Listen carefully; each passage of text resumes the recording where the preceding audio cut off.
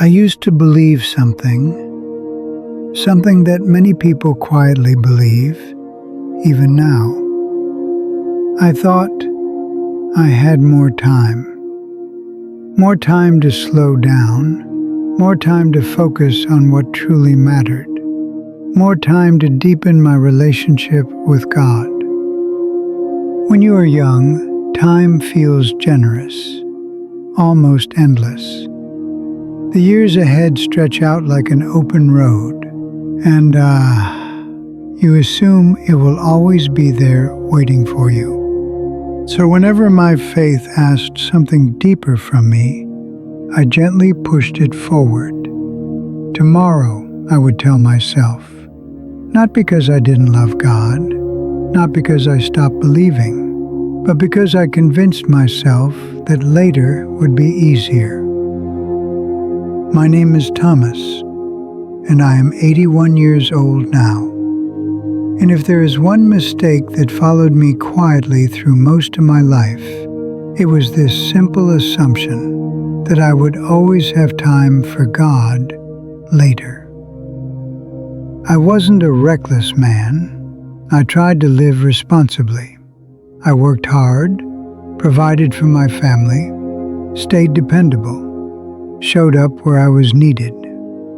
From the outside, my life probably looked steady, maybe even admirable. But inside that busy life, something sacred kept getting postponed. I remember telling myself things like, when work becomes less demanding, I'll focus more on my spiritual life. When the children grow older, I'll give God the attention He deserves. When things calm down, then I'll return to deeper faith. But here is the strange thing about life. It never truly calms down. It only changes shape.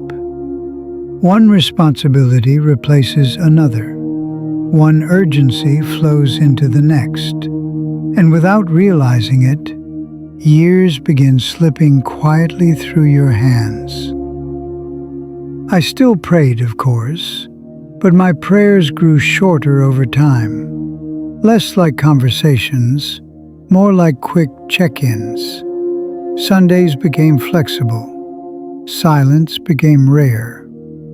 And slowly, without announcing it, my faith became something I fit into life, instead of something I built my life around.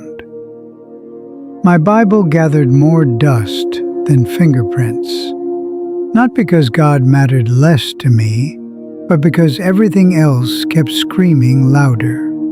Responsibilities, expectations, the constant pressure to keep moving. Looking back now, I can see it clearly. I wasn't rejecting God. I was simply treating Him like someone who would patiently wait until my schedule finally opened up. And perhaps the most dangerous lie I ever believed was this: I'll get serious about my faith someday. What I did not understand then is that someday quietly steals entire decades. One of the quietest tragedies in life is not that we abandon God. It is that we slowly drift without noticing it. There is rarely a dramatic turning point, no loud rebellion, no moment where you wake up and declare that faith no longer matters. It happens politely, almost invisibly. You skip a prayer because you are tired, rush through the next because your mind is elsewhere, choose productivity over presence. And because nothing feels urgent, you assume nothing is being lost. For many years, my life was full, very full. Meetings, deadlines, responsibilities, people depending on me. My calendar stayed crowded. My thoughts rarely slowed down. Yet beneath all that motion, my soul was growing quietly exhausted. I just didn't know how tired I had become. Until one night, everything slowed down, not by choice. It was a cold evening when I found myself sitting in a hospital hallway, under those pale lights that make time feel strange. You know the kind of place, where footsteps echo a little too loudly, and every passing minute feels heavier than the last. A close friend of mine was behind those doors, fighting for his life after a sudden heart attack. Just 3 days earlier, we had been laughing together, talking about plans, trips we would take someday, things we still had time to do. And suddenly, someday didn't feel real anymore. The ticking clock on the wall sounded louder than it should have. Tick, tick, tick. Almost like a quiet reminder that time is never as guaranteed as we pretend it is. I leaned back in that cold chair, and for the first time in years, my mind grew completely still. No deadlines, no noise, no distractions pulling at me. Just one question, rising gently but heavily inside my chest. If my life were interrupted tonight, what would I regret the most? The answer came faster than I expected. It wouldn't be the extra hours I didn't spend at the office. It wouldn't be the deals I failed to close, or the ambitions left unfinished. My deepest regret would be all the years I kept God waiting. That realization did not rush in loudly. It settled into my chest, heavy, unmistakable, and painfully clear. God had never moved away from me, not once. I was the one drifting, filling my days so completely that I left almost no room for the one who gave me those days. Sitting there under those hospital lights, I understood something no sermon had ever made clearer to me before. Tomorrow is not promised, yet we live as if it has already been guaranteed.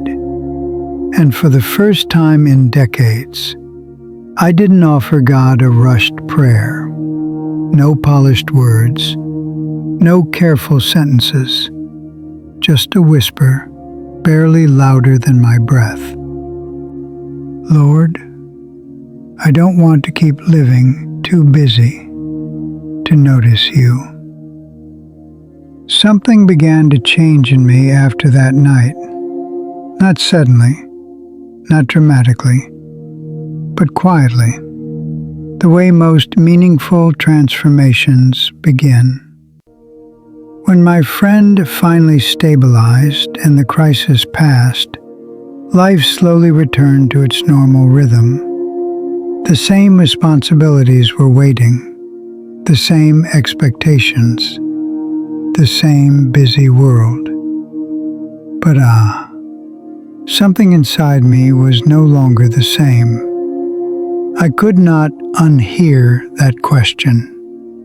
What would I regret the most? And once your heart answers a question like that, it becomes very difficult to return to sleep. So I stopped trying to find more time, and instead, I started making space. Just small spaces at first. A few quiet minutes in the morning before the noise of the day could rush in.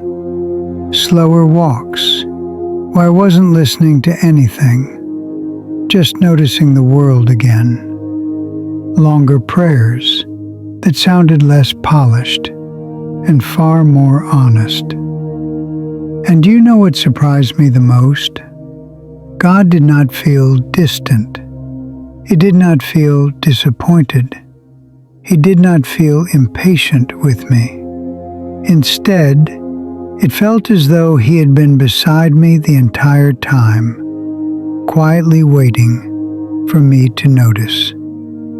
For so many years, I had feared that returning to God might feel awkward, like approaching someone I had neglected. But that is not how His presence felt at all. It felt familiar, gentle, steady, like coming home after being away longer than you meant to be.